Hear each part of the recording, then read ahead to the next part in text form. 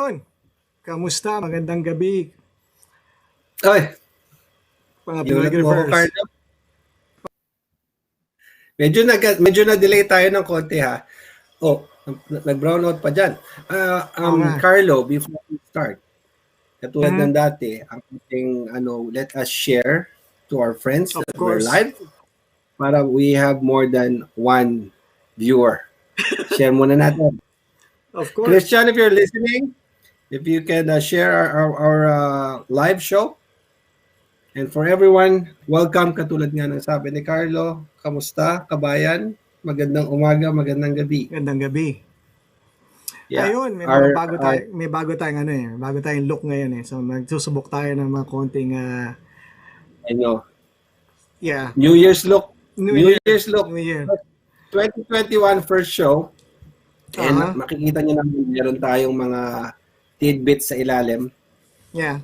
In the Konting future daw, dalagdagan ni Carlo ng chismis yan. chismis yan. Yung mga chismis. Maganda yan. So, kamusta? Okay Ano mga na, ikaw balita ba? dyan? Kamusta? Okay naman. Mild ang winter. Hindi nag-i-snow masyado. Hindi. So, fine. Malamig ba dyan? Mainit?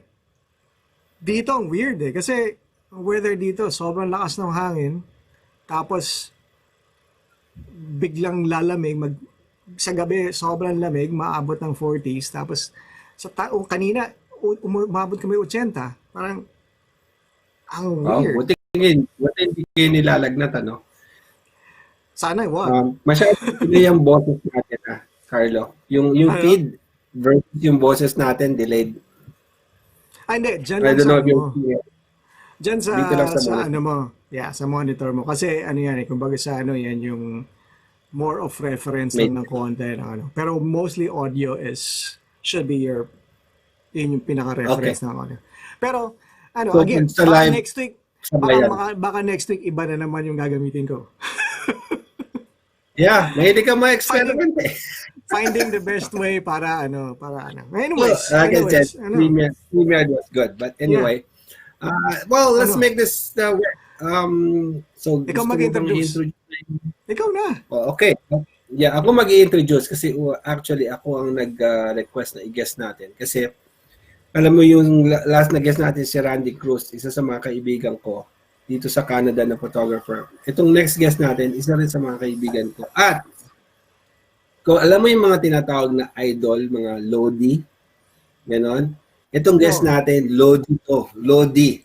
Like talaga yung mga hahangaan mo. And I want our friends, our viewers to see kung anong kanyang journey from where he was to where he is right now. And I just wanted the world to see, and I know a lot of people know him anyway, but I want more people to see and recognize his work. So ang ating guest ay si Christian Panganiban. Let's bring him in. Pasok na yan. Hey! Hey, hi Red, hi Carlo, hi PG. Kamusta kayo lahat? Okay lang. Mabuti. Okay lang. Ganda ng t-shirt mo, medyo kakulay yung background natin, Oo nga. Hindi sadya yan eh. Lahat tayo may mga t-shirt. Tignan mo to. Oo nga. Everyone's a photographer. Wala akong nakita ng t-shirt eh. Yeah.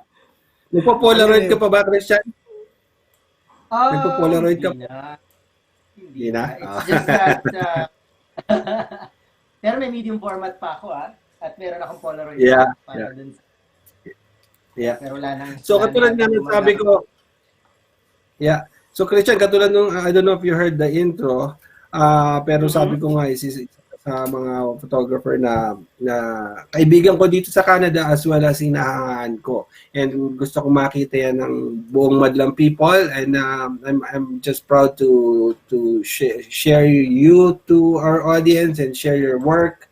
And basically talk about yung journey mo from nasan ka dati and nasan ka ngayon.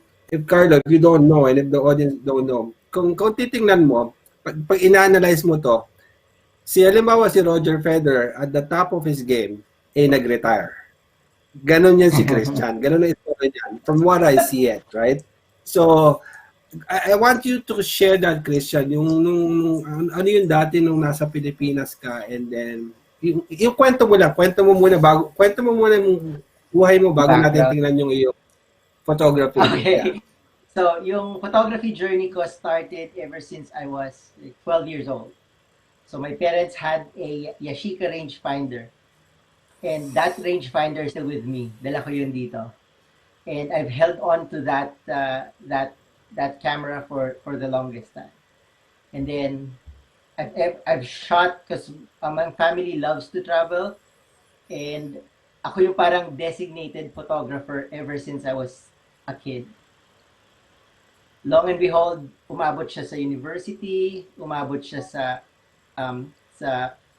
after college, and swinerte ako na I was in advertising. And in advertising, nakita ko, sabi ko, oh my God, yung mga photographer, parang ang sarap ng buhay nila kasi parang naglalaro lang sila. So I ended up doing it. Binalikan ko lahat ng mga accounts ko sa advertising, like your Intel, your GlaxoSmithKline, your Roches, your BMWs. I started with around mga 7 accounts.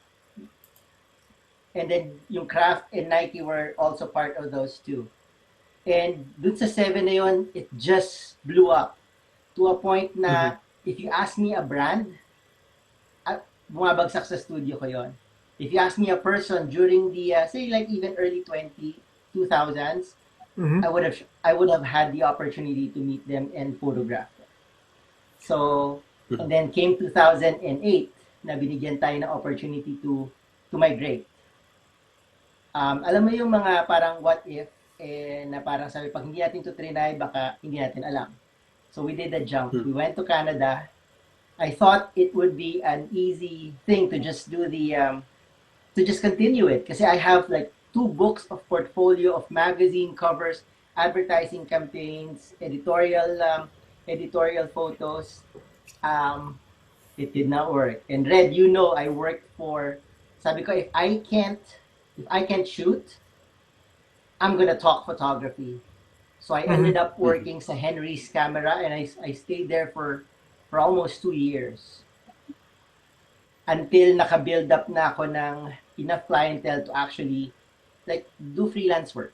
And then I did that, did something else, did this, did that. So I think yung growth, it minsan full photography, minsan may mga doors na mag-open, but hindi siya nawala.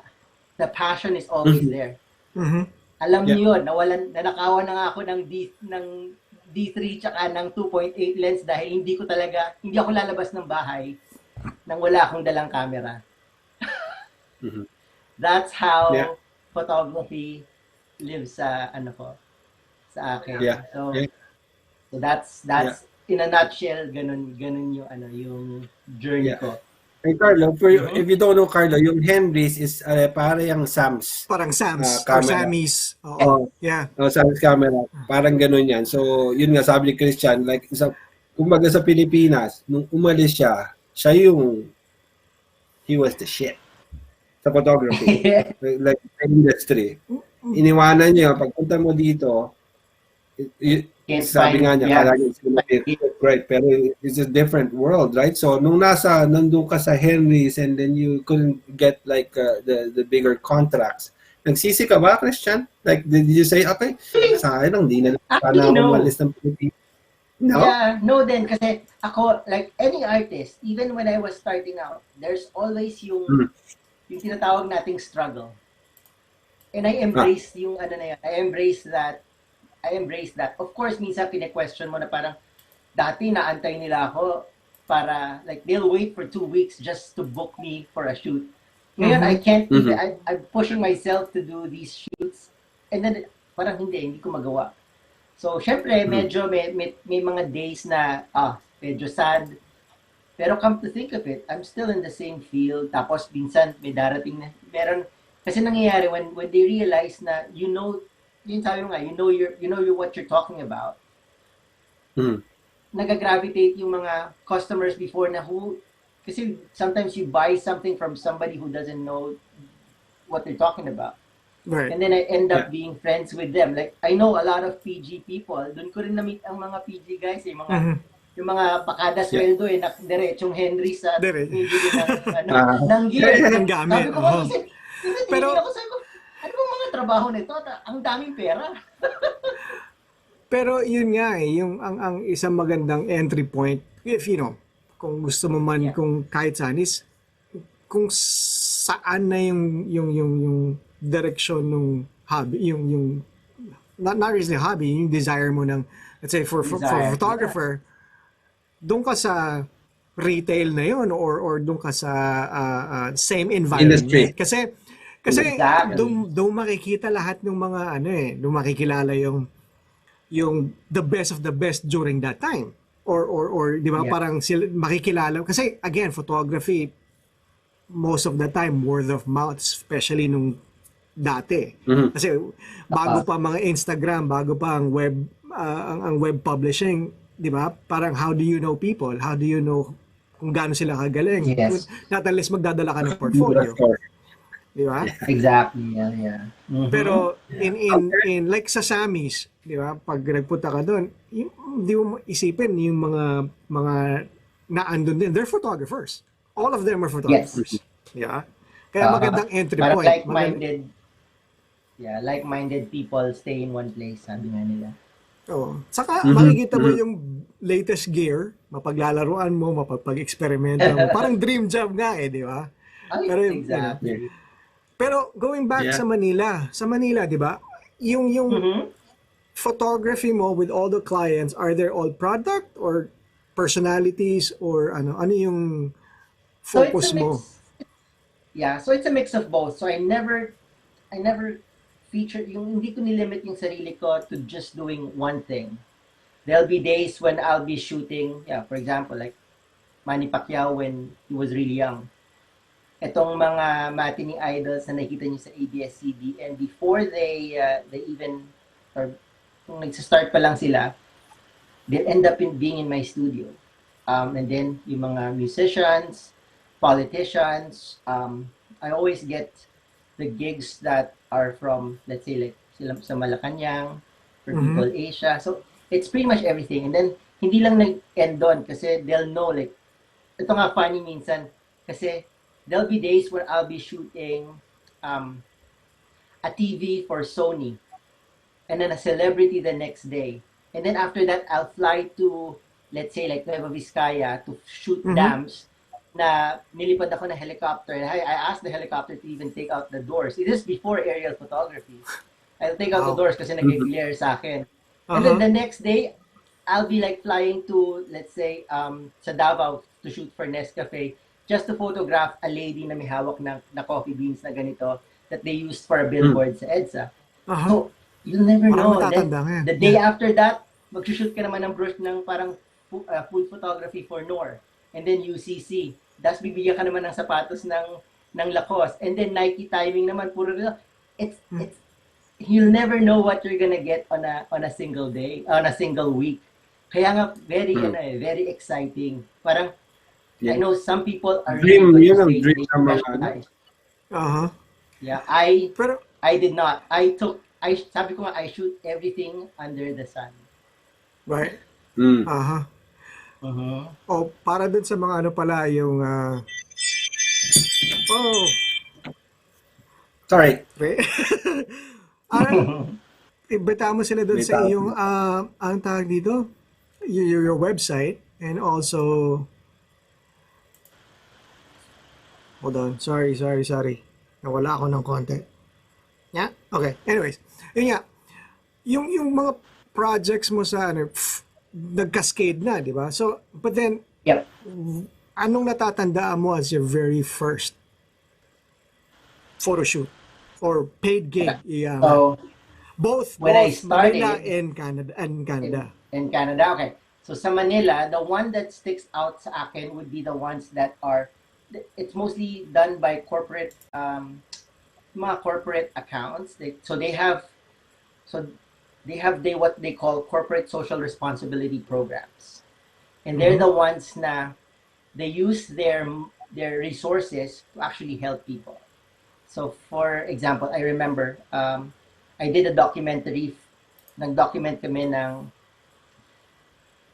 it's called Elephant Chassis, and it's so predominantly dun sa may south ng Luzon, mostly Bicol. So this is when yung lumalaki yung mga paa and everything. And I did that for GlaxoSmithKline, World Health Organization, and yung DOH, Department of Health. And those photos were very instrumental na para malaman ng mga tao na, uy, pag may ganito ka, pag meron kang elephant chassis, where your legs and your extremities gets big, hindi ka nakukulam. There is a cure for it. So there's a cure, you reach out to your thing at hindi albularyo ang sagot. So that actually we eradicated elephant chassis sa Pilipinas because they're like mosquitoes. Yeah. Dahil sa diba? campaign. Tapos dati kasi even the doctors don't understand that. I also shoot for National Geographic Channel. So I don't know if you know si Dr. Brady. This is early 2000s, and si Dr. Brady Barr went to the Philippines because there's 21 species of crocodiles. So isa doon would be the Philippine crocodile. And that hindi ko talaga makalimutan because we went to Tuguegarao to look for the elusive Philippine crocodile. It's not that big. It's probably like 3 or 4 feet. But isa siya sa mga species. And we were swimming in crocodile-infested water. Yung camera ko was like just above the water. And sinasabi lang sa akin, kung saan ako wherever he runs, sundan mo lang siya. He knows how to stop because crocodiles can't bend. I think those are the two things that pop out sa isip ko when I talk about it. Anything that allows me to get out, see places I've never seen, experience things I've never experienced before. I think that's the beauty nung photography. Like I think I would be one of the few people, or maybe siguro marami na rin ngayon, but I have documented Batanes all the way to Davao. Yeah, so if you tell me, minsan tinatanong ako, may picture ka ng Leyte?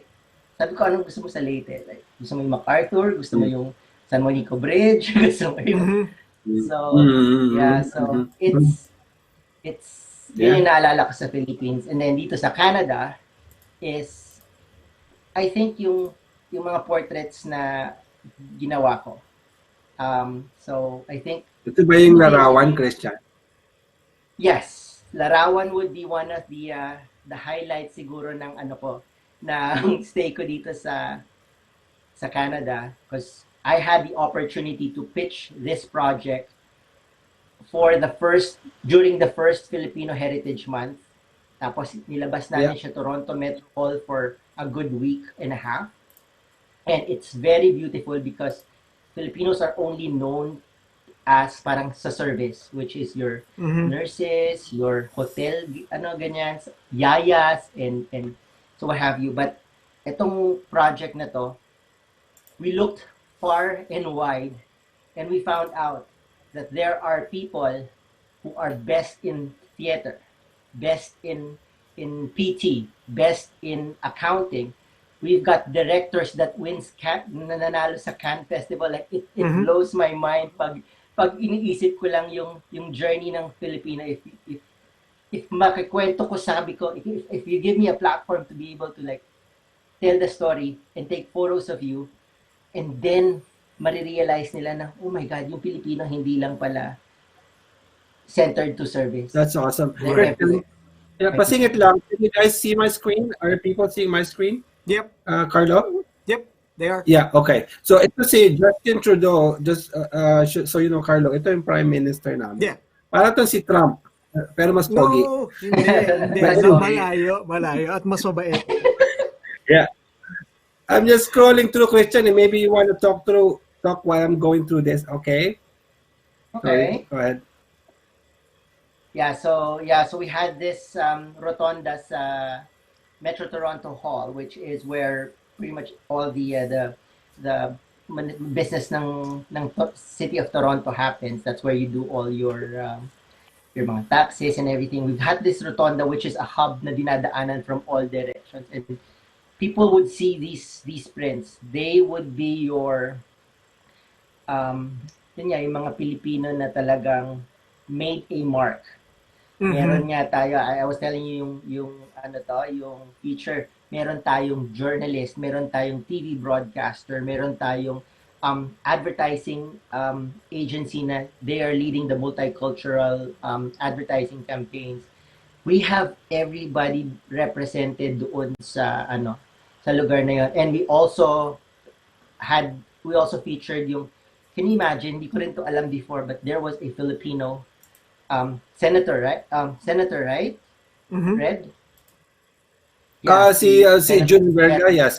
Jun Verga. Yeah, Senator Verga. Yeah, he was supposed to be part of the picturean ko, and ended up na he passed away because he's just working too hard, I think.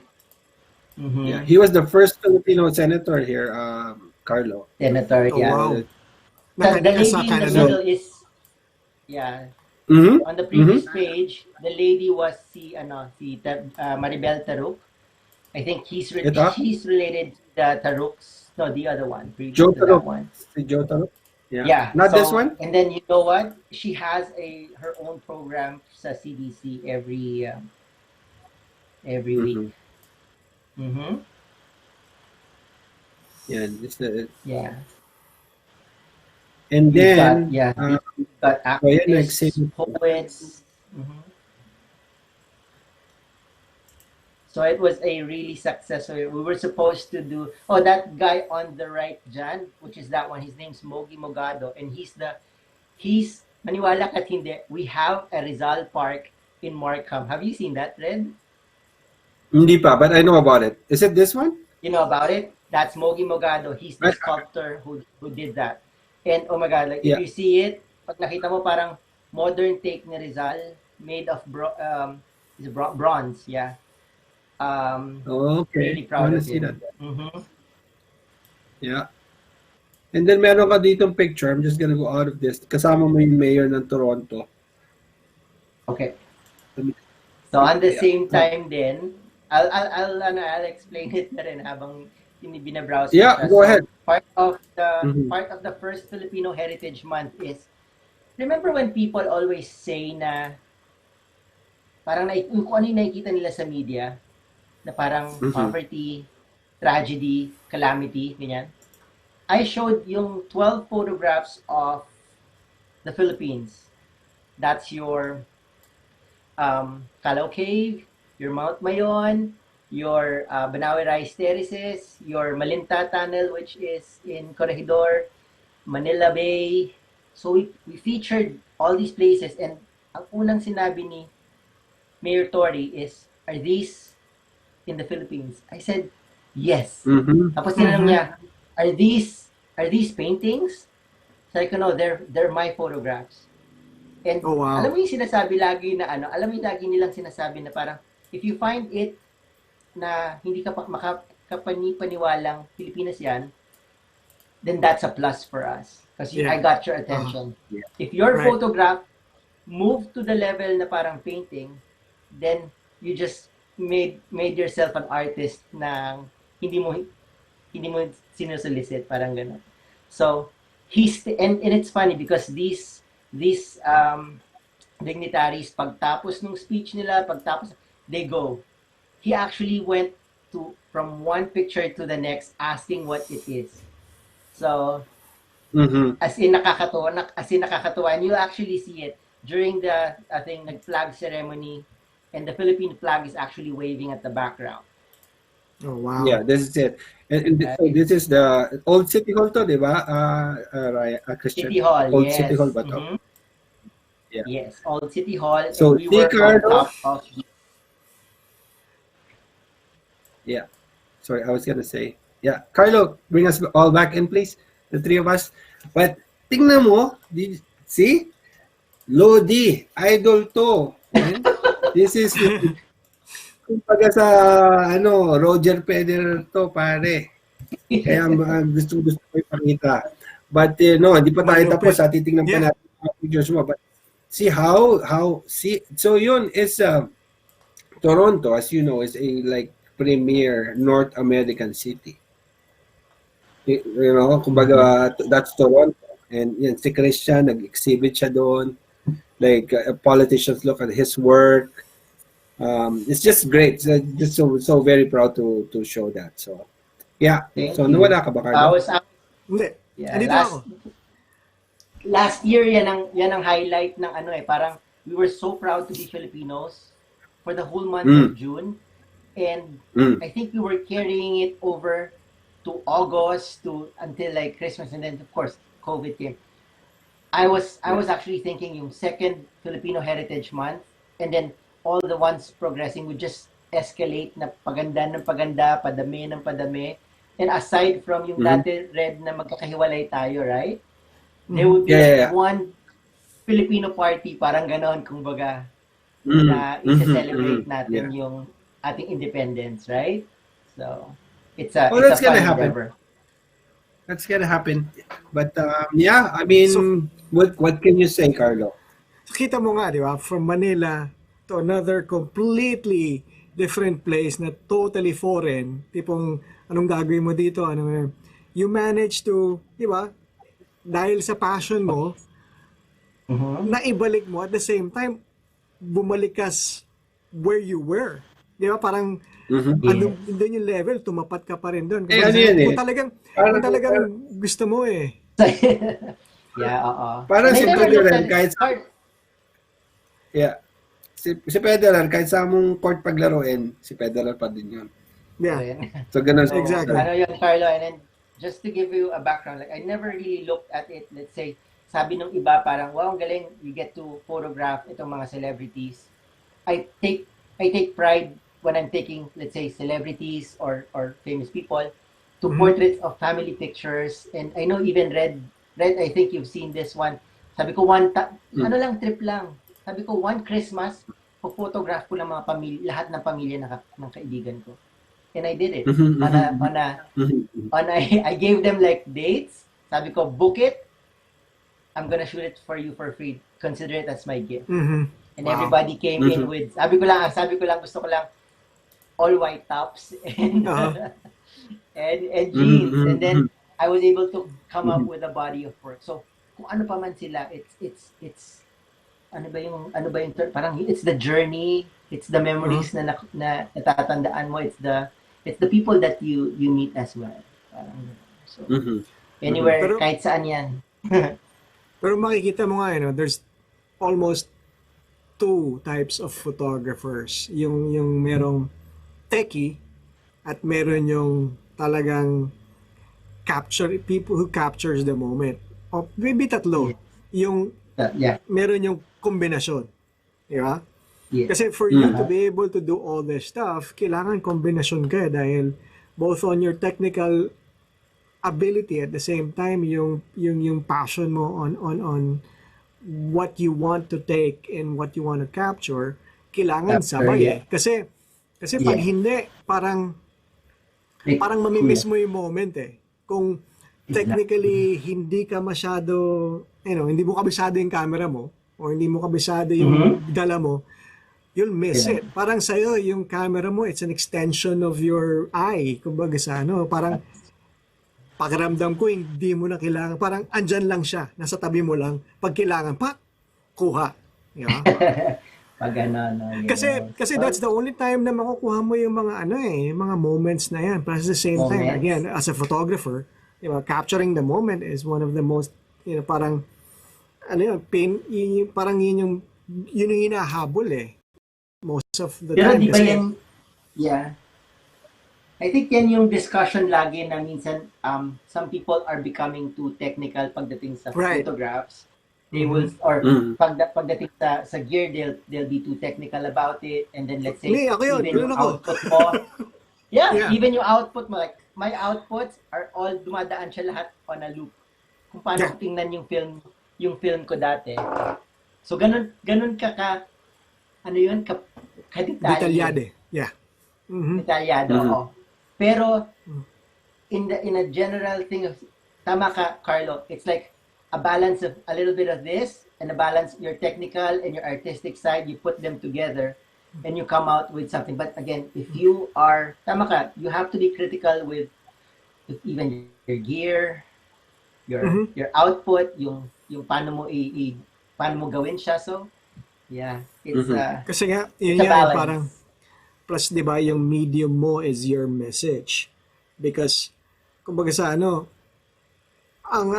what sets photographers like yourself apart is yung nila yung meron ka ng idea going into something, whether it's a photo shoot for a client or for your personal stuff, going into that event or going into that environment, meron ka na nai-imagine ko ano yung mga gusto ko, meron na ako nito, meron na ako nito, meron na ako nito. Yeah. When you're walking into that, yung dala mong gamit, yung gear mo is 50% yun yung kailangan mo . The rest is bahala na. Yes. Bahala na. Diba? That is true. And I think I share this sentiment too, because nagkaroon ng time that I started okay, I'll share this one. So when I started, I only had that Yashica rangefinder na manual. I also have a Nikon FM10. You can't use that for work. Yeah. No. Yeah. Right? So, you can't use that for work. So, ang una kong binili, pumunta ako sa Binondo, and I think some Filipinos would know Albert Chu, and they sell like Albert Chu, used di ba? Mga used na, mga lede lahat. Nakachinelas ako, at nakalagay sa bulsa ko lang sa harap. I bought a film camera at 28-300 tsaka isang flash. And everything started from there. And then, di ba, you build up. O meron na akong 7 ilaw, meron na akong lahat ng kulay ng background. Ang gamit ko, mga 1D Mark III or 1DS Mark II, D3. Like, dati hindi nga ako nag-iisip ng anong gusto kong bilhin because you're using it for work. Yeah. Nakukuha mo siya lahat. Di ba? And getting the right tools for the right job. Exactly. Tapos dumating ka dun sa time na parang, teka lang, yung meron akong $10,000 camera sa kamay ko, naalala ko yung Yashica ko. The Yashica can actually do the same thing with the experiences and the technical know-how and everything, right? So if you give me my Yashica rangefinder na 35mm dati, I could do the same thing as what I can do with these high-end fast 2.8 lenses, what have you. Parang gano'n. So ang gusto ko lang i-share doon is you pick up and then you end up being like plateauing.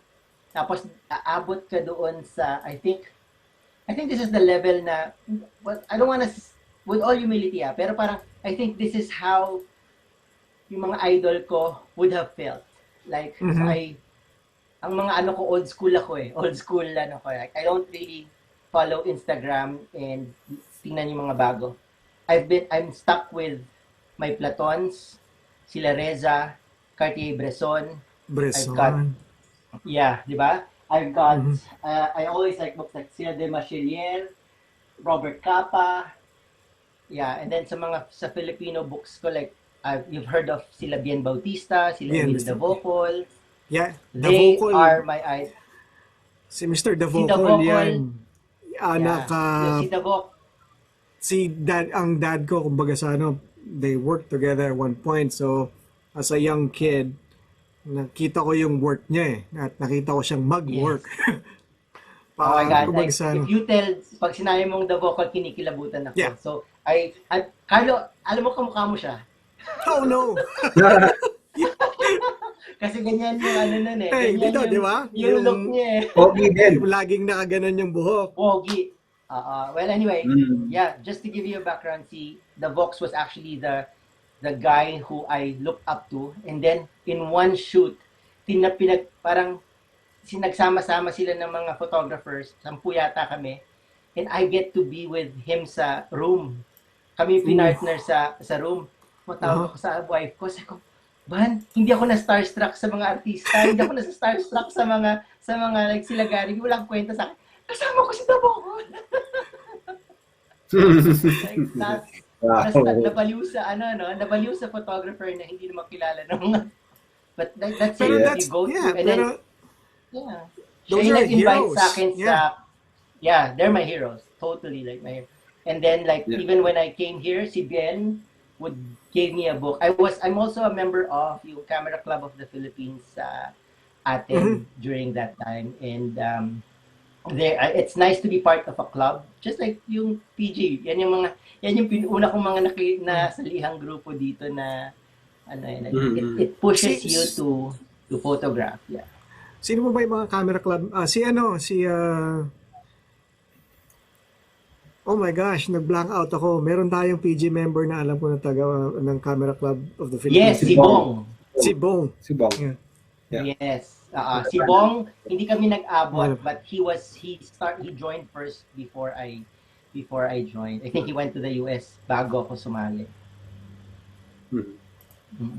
So speaking of Camera Club and speaking of Rome, Carlo, can we go to those pictures and sinend sa'yo ni Christian so that we can like talk about it, analyze, maybe si Christian, he can tell us what is his favorite among all of them. Talk about it. Like, wow. Umpisahan natin ang people, Pope Francis, mga personalities. Pope Francis yan, Mama. Yeah, so si Pope Francis, this was I think in 2016. We did this pilgrimage sa Italy and very life-changing kasi like you always see na nakikita mo siya, di ba? But me being just Catholic, I mean my name even says it. Yeah, meron siyang may different aura. Na parang yung ano ba yung term na alam ko he gives you like these powerful messages but dumadaan siya and he has this aura, this presence na parang godlike nga, parang ganon. So when I was taking a photo of this, I think I could have taken more, pero my camera, once I got my shot, I think I've got like 5 really great photos ni Pope. I like this one better because if you see it, yung power ng crowd, and if you see it, he's wearing white in a sea of black. Parang he just pops out from yeah. He's above from everybody else, right? So parang malapit ka rin sa kanya, no, Christian? Parang you're not too far from him. Oh yeah. Yeah, so pwesto ka rin talaga na na maganda. So you be there probably. Anong lens so this is ang ginamit mo? What lens? Red? What lens did you use? Meron ako, alam ni Red to, I have a Nikon na puti na 28 to 70.8. It's a rare lens na I think I've ever since nung panahon ng F5, F100 ko, I've always had that lens. So when I was shooting Nikon, I've never changed bodies. I've got yung tinatawag nilang Trinity, and then I've got yung a fisheye, a macro, an 85 na pang specialty. So 6 lenses is all I ever had dun sa Nikon setup ko, and I just change bodies every generation na may bago.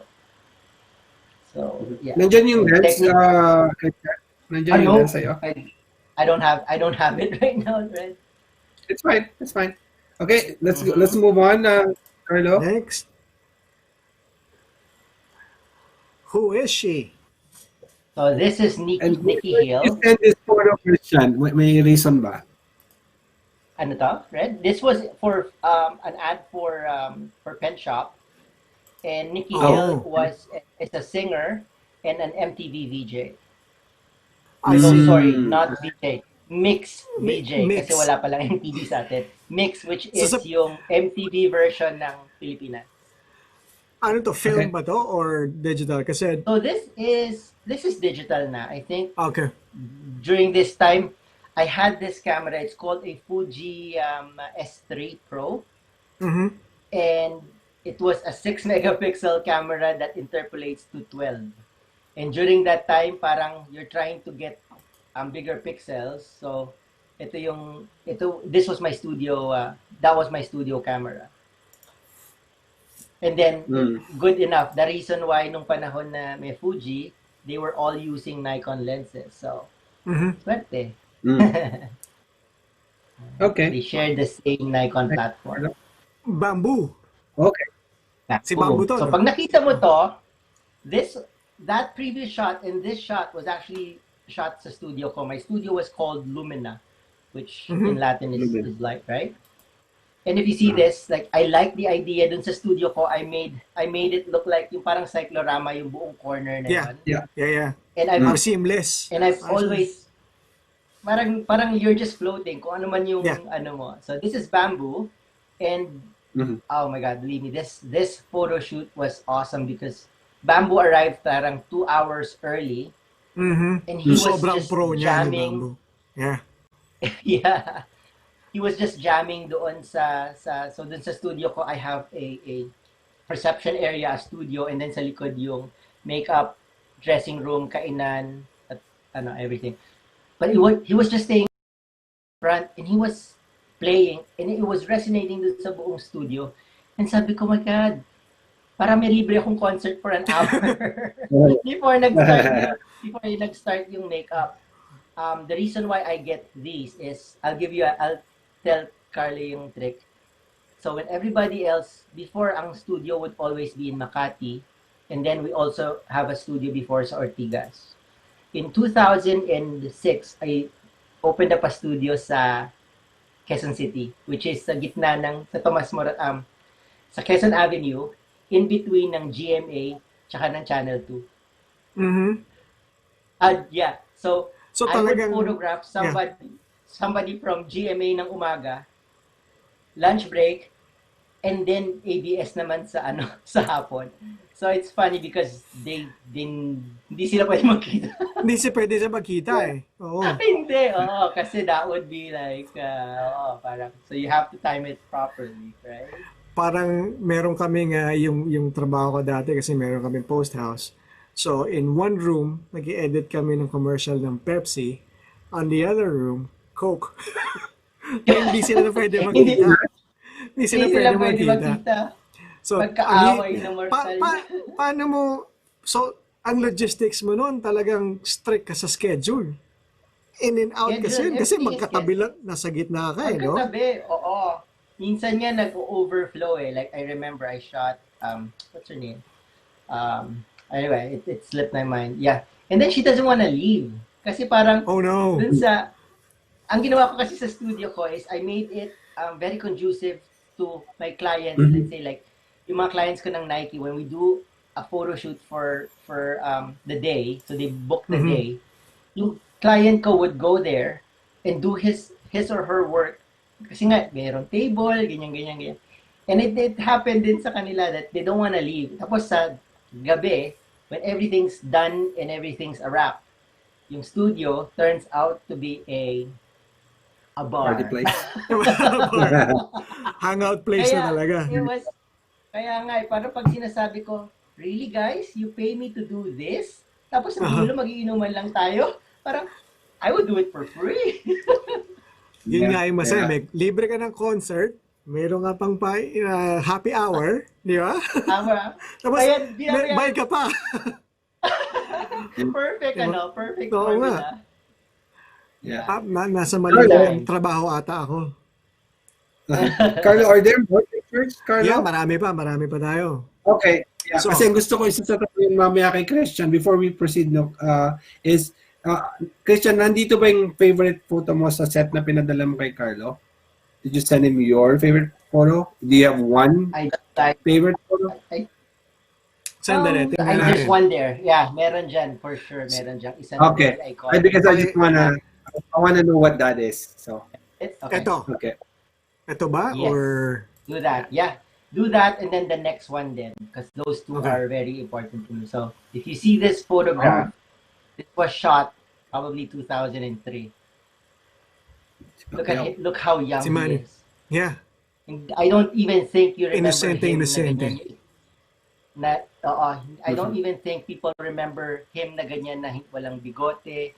Hindi pa siya as buff as how we remember him or know him right now. And this was a shot I did for a client of mine, which is No Fear. And I asked him to do this. Na parang geisha, pensive look down. Parang it just symbolizes na I'm starting, I'm ready, and I'm still parang kalmado lang ako, and I'm focused on looking down. But after this, I have a second shot of this. Pinatingin ko siya pataas. So hindi ko lang naibigay kay Carlo, but no, that's iba siya. So nakatingin naman siya pataas a little to the right. So if you put them side by side, let's say you put this photo in your living room, and then you put another one, say sa another area mo, like your rec room, you'd see the emergence ng ano niya. So sometimes you make stories out of these, right? I'm still waiting for the right time. Sabi nga nila, ang photograph para siyang wine. It gets better, right? Because it's a time capsule. It's a quarter or of a second or whatever, like a 60th of a second. A second, yeah. But hindi mo alam yung value niya, especially if, let's say, katulad nito, very iconic, or let's say even the ones na, let's say, my kids, the photograph of my kids when they were growing up, like, what else would you want? Like, pag meron ako sabihin mong 100,000 na nandiyan dyan, tapos yung mga pictures ng mga anak ko, I'd still go for the pictures ng mga anak ko. Because they're priceless, right? So isipin mo yan, it's a 1/60th of a second among a million seconds na overtime. Ngayon, senador na siya, milyonaryo siya, parang lahat ng titles sa kanya, and then makita mo ang litrato nito, you go back to how he began. Parang, he started, right? Parang, oh my gosh. Maalala mo uli Maalala mo uli kung sino si Manny. Maalala mo siya ulit, right? Yeah.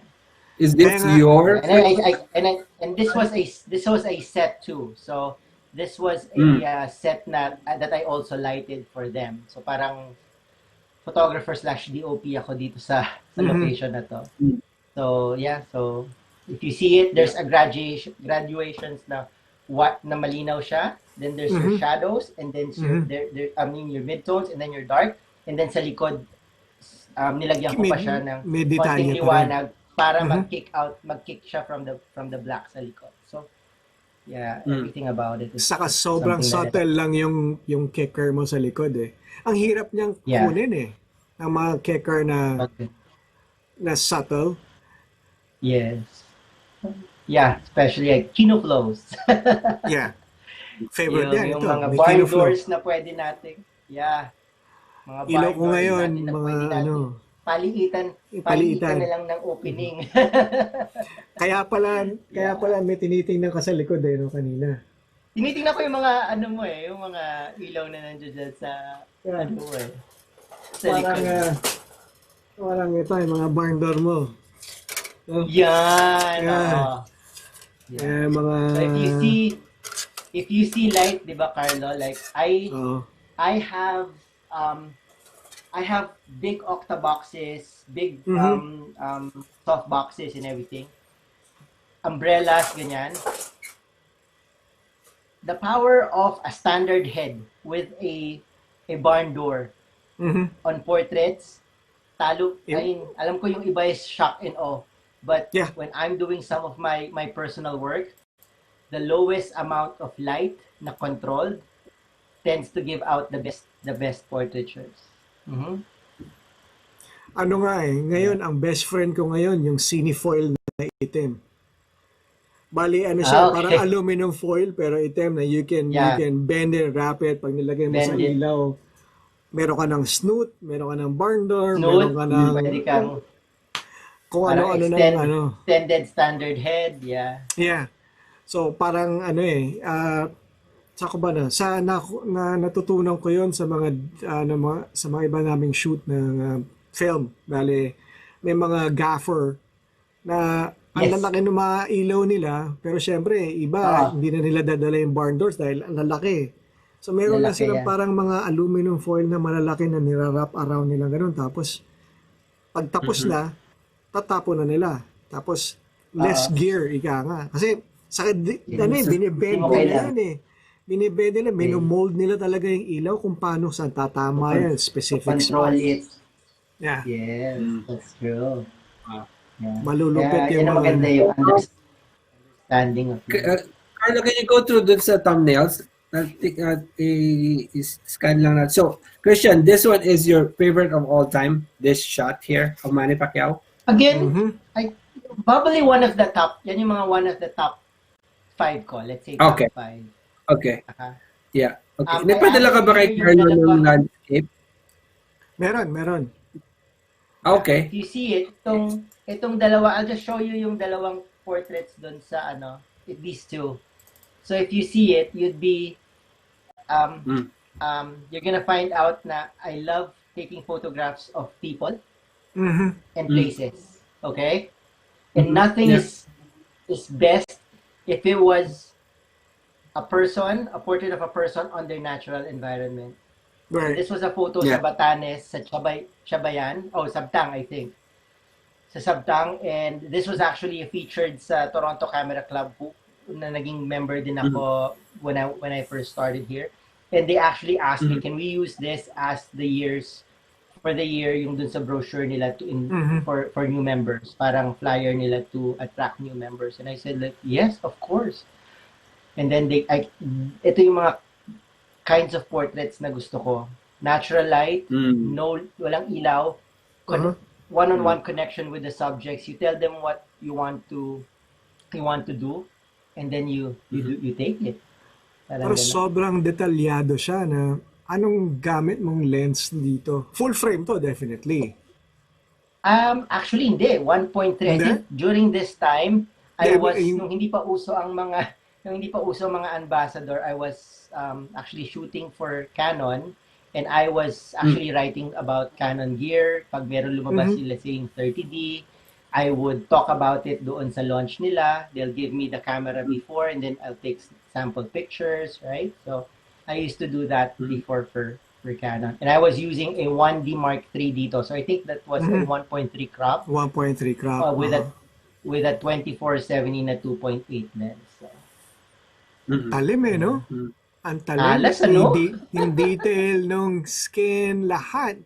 Saka, parang, yung again, like meron naging guest one time si Jofel Ibiosa, rin siya, lagi nasa award circuit yun eh. The way you guys capture yung emotion sa mata. Diba? Sa mata. Nasa mata lahat eh. Yeah. Like I was gonna tell you, Carlo, like if you see the eye, can you imagine, meron siyang catch light. Yeah, yun nga eh. Meron siyang Some people don't even tell them like where to sit. Di ba usually ginaganito ko yung kamay ko. And I would know kung nasan yung araw at kagano katinding shadows ang gusto ko i-generate. And I can work with that sa kanila, and then you find a way that they get yung catch light, kumbaga. Because that makes a difference sa texture, yan yung mga small details in terms of being, when you're capturing images, na may mga kanya-kanya tayong style na how do you direct someone na hindi naman sanay, di ba? Kasi he's di ba, parang you don't want to be too overpowering na parang gusto ko dito ka. Or parang ito yung isa sa mga mahirap at very, very, very, parang hindi naman fragile. Parang gusto mong hinay-hinay lang the same. Kasi hindi sila magiging at home eh. At home siya sa'yo eh. Oh? Yeah, just looking at the picture, looking at the way he's smiling, yung tipong, hindi yung parang stiff na naka-pose na eh. Hindi halata. Kung pinost mo man, hindi halata. Well, medyo konting, kasi it's where, also sometimes, sa ganito, it's where you situate yourself. Pag nakaupo na siya, and they will follow eh. So, mo yan eh, na kokontrol mo siya in your own little way. Yeah, and then the other one after that, I think that I can share that to be our last portrait. That was taken sa Vietnam. Oh. And I can't talk to the guy, pero humingi ako ng sigarilyo at nanigarilyo ako with him. At pinakita ko sa kanya how I want him to do it. And this was all visual, visual direction and everything. Sign Nakaupo siya dun language. sa motor and everything. If you, there's a back, parang there's a behind the scene photo nito that Francis Magalona was on my left side, and I think Rafi Santos, who's also an awesome photographer that I know, as on my right side. And we were all taking this shot. And then when we were, tinitingnan na namin, sabi ko siya, paano mo nalaman na ganon? Sabi ko, like, tinignan ko yung, like, you'll see yung ilong, you'll see yung dito, you'll see yung shadows na nakakast mo dito. That's where you get all the texture, sabi ko. And you'd see that si Francis has a shot na mas maliwanag. The other one has more of a, like, parang half silhouette ng na look, just because of, we were taking the same shot. I was on a low angle. They were like probably like mid, shooting from the hip. Available light lahat yun, subject, no? Yeah, one subject, light coming from the store. Nakaupo siya sa motorsiklo niya along the street. Came out with 3 pictures, but all 3 photographs are different. Ang ganda pa rin. Yeah. So that's also the fun stuff with. That's also the fun stuff. The fun thing with shooting with a group like yung PG. I know, like kami nila Red, nila Alvin, nila Ariel before we would go out as early in the morning and shoot. And funny thing, would pretty much stand on the same spot and come out with different images. So very yun yung take sa group sa group shooting. So si Francis sa camera club mo siya kasama? Yes, so he joined, I think 2 years before he passed away. He was an avid photographer pala even before. He has like Hasselblads. Oh, I remember nasa Vietnam kami. He even bought a Leica M6. Sabi ko, my God, iba talaga maraming pera. Leica M6, no? Wow. M6 na original in a box na used. So it has history. So saan galing yon? He was telling me a story about it, and yeah, parang sabi ko grabe yung passion niya sa photography, especially you'll be amazed. He wins dun sa mga photo contest na monthly. Yeah, he's really not because he's popular. Talagang may eye din siya. Nobody knows. Yeah, when you lay down all your pictures, hindi mo alam you don't know the names. It's a number, and then at the end, you end up calling his name. Yeah. Wow. Okay. So, do you want to check the your favorite shot there sa group? Wow. Yosemite. Actually, maganda siya eh. Ito maganda daw. Sino ba daw? Yan ang California people. Kung kayo hindi kayo pupunta ng Yosemite for 4 seasons, magagalit ako sa inyo. Because I went there I think that was February on a winter storm na sarado yung kalsada. And we were yurting, we were doing everything. Shallow. Anong to? This one was, I think, gear.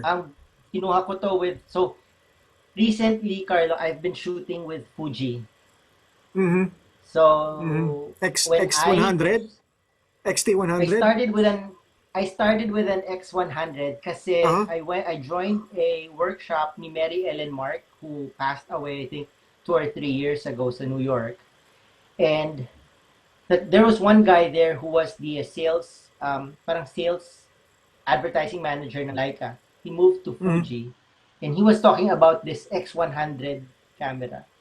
And nung nakita ko siya, parang, oh my God, the dials of how we want it to be. Rangefinder.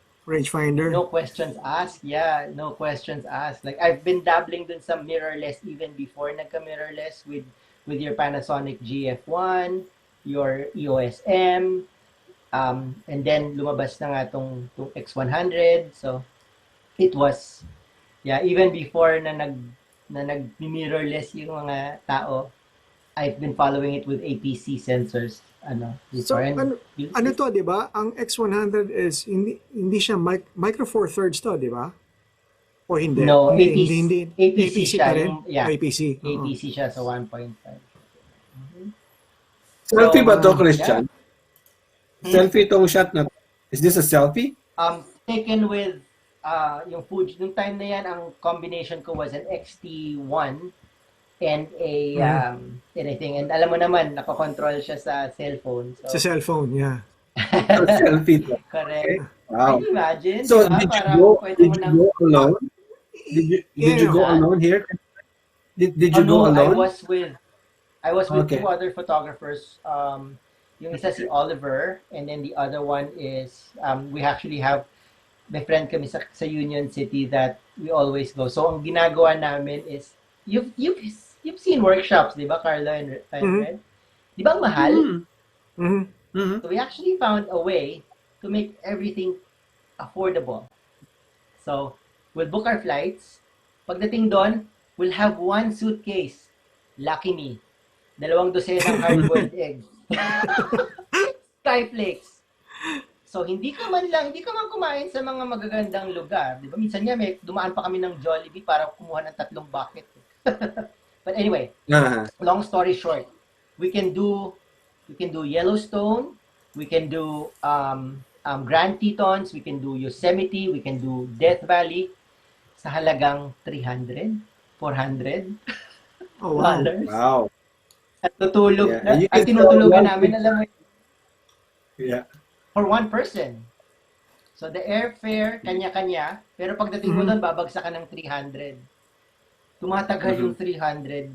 So you have $900 to pay for yung entrance, which is we buy the yearly pass all the time, ganyan. Sabi ko nga, because we usually get a room in a car, tapos nag-uusap pa kami noon, sabi, ang kotse, isa lang driver para isa lang babayaran natin insurance. Yeah, insurance. So, di ba? So lahat ng pwede mong itipid, you would do it just to have, again, the experience, the photographs, yung camaraderie, ganyan. Nung latter part ng na to, naisip nga natin, sabi natin, mas masaya to kung let's say, kasya't kumuha tayo ng 9-seat or 8-seater van, tapos punuin talaga natin na 8 tayo. And that would be really fun. Right? Ito, gusto ko to. So, Venice, that's the next one would be Venice. And alam naman natin kagano kagulo ang Venice sa tourist, right? Right. So this, Ito and then also, kalmado, no? kalmado. Because that was like what, 4:30, 4 o'clock in the morning?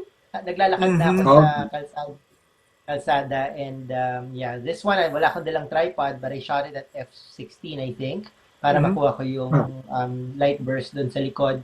But because there were no boats, there were no so hindi masyado blurry. And if you've seen stock photos or even internet photos of gondolas taken on something on an F16 that has full detail, magalaw. Yeah. Dito may konting blur pero very forgiving. And I kind of like this one kasi nga parang I was walking and I was on my own, I was on my element, I was so very memorable tong shot na to sa akin. See, yun nga sa photographers talagang weird hours, weird angles, weird position, talagang yung parang they take it yung hindi pinupuntahan ng normal na tao because normal na tao. Then kasi hindi mo makikita to you'll never see this if you're a normal tourist na naglalakad para makita pero as a photographer being tourists, iba talaga yung natin iba yung intention natin. Pakay. Yung pakay. Yung we're not there, yung sabi ang lagi kong kinikwento is sinasabi is we're not there for the postcard shot, because if it was a postcard shot, I would have bought it dun sa gift shop, right? Exactly. So you always find yung kakaiba or yung sa'yo lang. Yeah, very unique sa vision mo. Next. And yung pag nag-iisip nga ako ng parang wala akong nabiling, hindi ako nagsha-shopping, wala akong souvenir. Man, I have a picture that I can print 20 by 30 and frame yun it. Yun yung souvenir mo di ba? Sabi ko nga, matipid ako. Pero first time mo ba to? Pwede ka pang kumita if you sell the photos. Right. Yeah, well, yeah. So yeah, it was my first time sa Venice when I was shooting this one. Oh my gosh. Pero yung mo first time pero parang mga, di ba? Ilang Ang beses. hirap, Professional. ang hirap, yun ang mahirap eh. Like ako, pag mga first time ako sa lugar, parang, I don't know what to take. I don't know what angle, anong oras, anong lighting conditions. Kung parang, kinakabahan kang parang, oh shoot, baka ma-miss mo yung ano. Pero, if Yung this time was your ko. first time, talagang, wow. Wow, kumbaga Parang sa ano siya. nakuha mo Well, kagad yung, Yun, Loading. actually, Carlo, yan din ang isang maganda yung point na inano mo. Everybody keeps on saying, oh my God, na-miss ko yung golden hour, na-miss ko yung first light, na-miss ko yung ano. But if you accept it na you're supposed to be there, lagi ko sinasabi, you're exactly where you're supposed to be at any particular time, doing exactly what you're supposed to do. So if I'm photographing this, dito talaga ako dapat ngayon. So this is my photograph. Parang yun yung naging philosophy I ko rin see, with I see. with photos. But again, kaya nga hindi kami nag-hotel na mahal kasi lugi ang hotel sa amin. Kasi out din kami ng gabi because you're still like doing, especially sa California, ang ganda Lugi ng, kayo sa ang ganda hotel ng kasi, ano. kasi Yeah. lagi kayo nasa labas.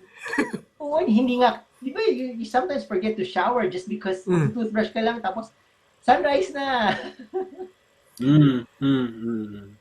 Right? Yeah, magandang ano yan. Pero, isa sa mga gusto ko rin gawin kasi kung mayroon kang parang parang trailer camper van or something, mas Oh, yes. mas parang down whatever, let's say cross country ka, just, Cross country Yeah. and everything. pictures, I know you pictures. guys. Yeah, I know you guys follow this photographer Peter Lick. Yeah, diyan siya nagsimula. Nagda-drive lang siya anywhere and everywhere with his panoramic film camera. And he's like Horseman. one of the top photographers. Yeah, he's one of the top photographers of Vegas right now. Like, his pictures are one of the most expensive ones, especially the ones doon sa Antelope Canyon. Right? Amazing. Like, you just have to, kung tama ka, Carlo, you just have to go out and drive. I know some people would have a beat up RAV4 na yung kalahati is kama at kalahati is di ba? Camera. And that's, yeah. Yeah, so ganon. Oh, punta tayo dito. Saan to? So this was in Florida sa West, I think Juno Beach. That's the name of the place, just south of Juno. north of West Palm Beach, below Jupiter. And ang haba nitong fishing port pier na ito. And I just go out every morning. I think I'd probably have a lot of photographs nito. Long exposure and yeah, I go out early in the morning and I photograph this pier and umaga, gabi, and hapon because I just kind of like it. I like the leading lines. I like yung calmness niya and yeah, and hindi pa nga hindi ma-explain nung picture pero merong ano yan may sense of scale but it affects it applies to me. The same thing when I photograph yung ilalim ng Brooklyn Bridge or yung I think it's called the Washington Bridge, the one beside it. Yeah, so meron siyang sense of scale. I don't know why I like photographing yung mga ilalim ng mga bridges and piers. Kasi ano siya eh. Baga sa meron kang, it's a frame within a frame. As a photographer, I guess you're looking at it, framing it in a certain way. Pero lagi kang, kasi infinite frame yan eh. Ang bridges, especially bridges, saka yung mga legs, yung mga once you look down, it's an infinite frame.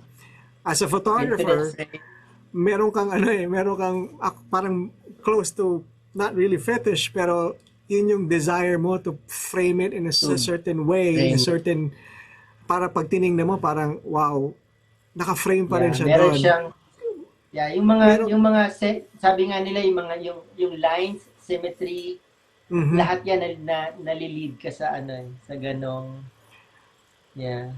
Actually, marami ka pwedeng pag-usapan dito. Sobrang dami kukulangin tayo ng oras. Kasi, Dami. di ba, meron kang heart, No, may mga heart, Carlo, oh, I was gonna say, siguro, because we're more than an hour now, oh my maybe if gosh. you can show all those the thumbnails, tanong natin kay Christian, among all of them, alin yung favorite niya? And let's end with that picture. Yeah. Okay, let's check it out. So, how about Thumbnail. Oh my God. there? I actually have like two Isa lang. photographs. Isa lang, Isa isa lang? lang. Okay. Do the one yung sa loob ng Ito. Vatican. Yep. Okay. Ooh. Maganda nga. So, Good choice. this is a photograph na so far from how I photograph things. So, balik ka ulit dun sa thumbnail, Carlo, just before I explain this one.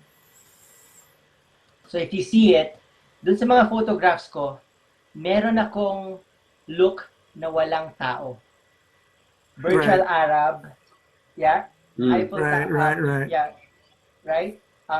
Yung New York skyline, even Toronto, even Washington. Look at the capital. Walang tao.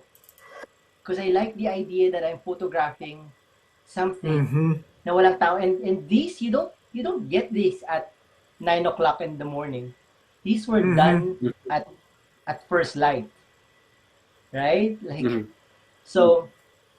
And then sa Vatican, which is, I think, kind of impossible to happen because you won't be able to go in there alone anyway. So that is 16 photographs stitched together. Oh, wow. For me to get the detail coming from a 36 megapixel camera. So, Wow. if you see it, I Photo- wish walang tao dito sa kaliwa. Right? And then also, if you look up dun sa pinakatuktok niya, you're gonna find na hindi nag-connect yung dome. Oh, there. Yeah. Right? Okay. I see it. Yeah. And I left it as is. Para to remind me that is a photograph that's very memorable for me. I worked hard na find where the center is and pan it ng 16 shots, merge it all together, and it did not work. I still like the image. I still like the detail of that one, especially if you see yung raw niyan. But I find it that it's a missed opportunity. Sabihin nating failed image. I don't think so. That will allow me to go. That will allow me or mag-i-itch sa akin to go back. Right. Wow. And there's not a lot of places that I actually say na gusto ko bumalik doon, kasi I'm always dun sa lagi ako dun sa lagi ko sinasabi na no, I have to find something else. Like I have this life. Gusto kong makita lahat. And for me to find a place na gusto kong balikan, this would be one of it. And I think Yosemite, my Yosemite trip in 2016 was really fun because it was the 100 years na National Park Services. And when I was I think grade siguro mga 13 or 14 years old, I cross-stitched a Yosemite landscape photograph. Cross-stitch Cross-stitch. And that has always led me dun sa idea na ano to. And then when I was growing up, like hinanap ko kung ano yung cross-stitch ko. So it was Yosemite, and it always led me to wanting to go there. And I think it's a really fabulous place. So sa mga Californians, like if I lived in California and let's say Union City, it's 2 hours away. Nandun siguro ako probably every weekend just to drive and photograph. Wow. Yeah. Oh my Nice gosh. story. Gusto ko pa rin tingnan eh. Talaga O, isang question na lang. Yeah. Yes, Carlo. Anong gamit mo for the tripod? Meron ka ba anong tawag doon? yung pan tilt and everything. Oo, Okay. oo. Ginamit mo ba yun? So, No? No? No. So, I can't Seriously? ang tripod ko dito would be your cheapest one. Like, I'll show you my travel bag. So, ito yung travel bag ko. And it has this tripod sa ilalim na para siyang the cheapest tripod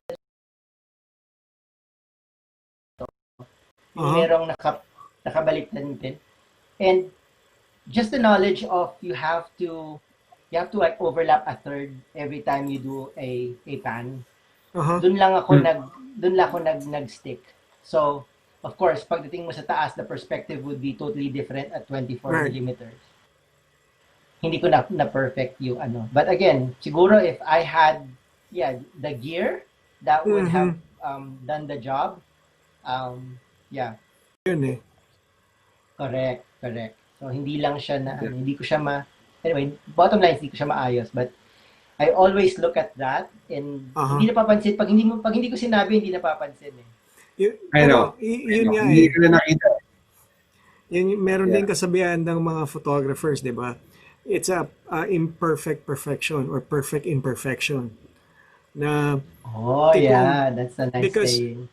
Because like in sa black and white, di ba? It's ang black and white photography for me, it's one of the most imperfect dahil ang hirap talagang kunin dahil how do you gauge in color yung tones ng black and white? How do you know na tama yun? How do you know tama yun? Pero pag tiningnan mo siya, because of our eyes fooling, yung blending lahat ng gray tones saka yung highlights and blacks and whites, yung especially ang black and white photograph, pag kwento mo, habang kinukwento mo gumaganda. Because you're reconstructing it in your brain. Kumbaga sa in the words that's coming in, yun ang actually nagbe-blend ng mga images and blend ng mga highlights and dark areas. Because a black and white, it's just a black and white. Pero pag walang story behind it, hindi siya parang, okay, it's a black and white photograph. Pero pag narinig mo na yung storya, biglang nagbe-blend lahat, nakikita mo lahat yung mga tones. Yes. Which is that's why they say weird. Black and white is really open for interpretation. When I photograph black and white na mga portraits, agi ko sinasabi ay go black and white to take out all the distractions and everything. Pero once you take out all these distractions, and tulad ng sinasabi mo, once you explain what it is, ano yung story, this is what I figured out dun sa larawan. The story comes out, nakikita mo na nabubuhay yung image and everything. And I think it's not just minsan sinasabi nila photographer lang makakaisip niyan or makaka-feel ng ganyan. I don't think so because when I was doing when I was presenting it to people then ganito ito yung train of thought ko, ito yung purpose ko, ito yung ginawa niya, this is the story. Ang color comes from inside when you're even looking at the black and white images. So yun yung yun yung beauty ng yeah. That's actually a weakness of mine, yung black and white photos. So lately, yun ang yun yung tinatry kong pag-aralan. Mahirap. Going back again dun sa mga names natin like our Ansel Adams, our Capas, our Rezas. So speaking of which, Ansel Adams, yung hopefully sana makuha ko yung isa sa mga naging estudyante niya, si Clyde Butcher. Ano siya eh? Yes. Landscape photographer, black and white, plates, 8x10s. Oh my God, yeah. Ground glass. So, ground glass, everything, the works, yung mga malalaking hopefully, pero tingnan natin. Duguan na naman na ilong natin dito, Red. Sign language. Yeah. Paano? Ang haba na. Ang sarap ng kwentuhan.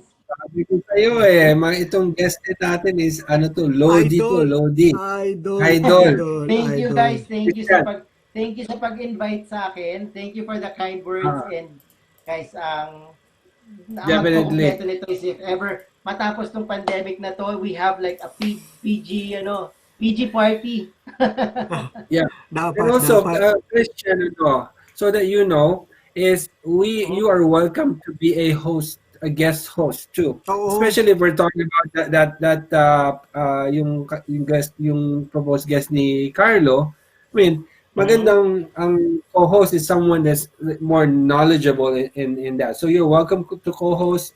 You're welcome to be here, part of the host, and to hang out. I'll end up asking more questions than the two of you. Believe me. That's There fine. you go. That is There you go. totally fine. That's Kasi what we want. lahat ng mga to, kumbaga sa ano, lahat ng questions, they are willing to answer. Kumbaga sa ano, again, for photographers, di ba? Parang we talk behind the camera. Always, ang nasa harapan natin are our images. That's Yes. how we communicate. Pero once you put the photographer in front of the camera, isa sa pinakamadaldal. I know. And actually, lagi kong nakikita yan eh. Parang yung photographer is always giving. Yeah. Like, if you even ask, I had that isisingit ko lang. You had the chance to meet I had the chance to meet Michael Yamashita, and you can ask him any question, and he would answer with zest, knowing na parehas kayong photographer. So I think yung like having a community tulad nito, like we can talk about this for days. Yeah, sigurado. Walang tigilan. Yeah. Right. Well, Christian, salamat ha. Maraming salamat. Thank you guys. Thank you, Carlo. Thank you, Red. Basta pag meron kaming isa pang definitely mag-iimbita. Dumadami na yung ating mga listahan na ng parang pag pinagsama-sama mo sila lahat, it's explosion kasi iba-iba lahat ng mga outlook, iba-iba pero one thing is definitely parang isang linya lang lahat sila. It's about the passion of photography, parang pagkuha ng you communicate through your images, and you know the images talk, yes, to that us. is true. May Very mga kwento. O paano siya? Okay. I will end next week. Yeah. Ano ba tayo next week?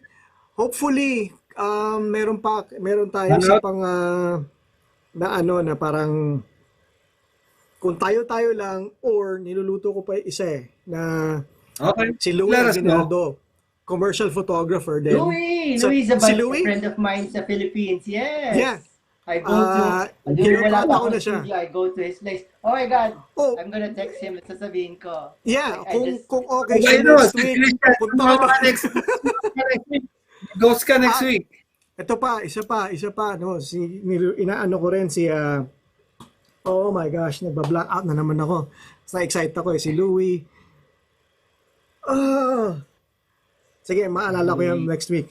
Si Louis so awesome. Like, he has this discipline. Yung discipline niya sa food and product. Right. Yeah. Top notch, grabe hanip. Like, I go to they used to have this studio na sa Ortigas that I always rent before I owned yung Lumina. And I always so yun. If he's on next week, you should come in, Christian. Yeah, magandang good luck. Sige, aanin ko yan. Ikakasa ko yan para sa atin lahat. Ayun, mga PG. Salamat. Guys. Thank you. Thank you. Okay, bye-bye. Bye. Okay, bye.